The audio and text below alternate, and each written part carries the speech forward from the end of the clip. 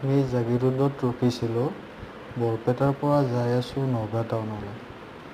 নগাঁও টাউনত যাওঁতে জাগিৰোডত ৰখি কিনে চাহ একাপ খালোঁ। খাই কিনে আকৌ বাইক ষ্টাৰ্ট দিলোঁ। ৰজনীদাই বাইক চলাই আছে, মই পিছফালে বহি সৰু এটা ভিডিঅ'ই বনাওঁ।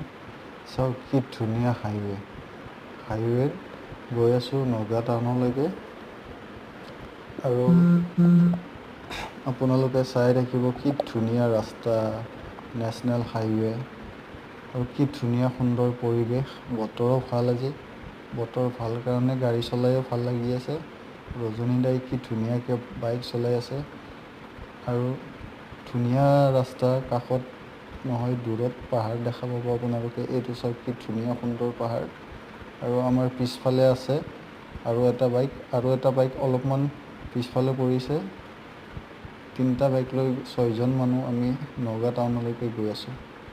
এয়া চাওক নগাঁও টাউনত যোৱা ৰাস্তা। আৰু চাওক আমাৰ বৰপেটাৰ ফালে পানীৰ কাৰণে, বৰষুণৰ কাৰণে খেতি কৰিব পৰা নাই। কিন্তু ইফালে বৰষুণো অলপ অলপ দিয়ে। চাওক কি ধুনীয়া শালি খেতিৰ পথাৰ, মানুহে শালি ধান ৰুই দিছে। এতিয়া চাই থাকক, এয়া কি ধুনীয়া ধুনীয়া পাহাৰ, ধুনীয়া ধুনীয়া গছ-গছনি। Bye bye.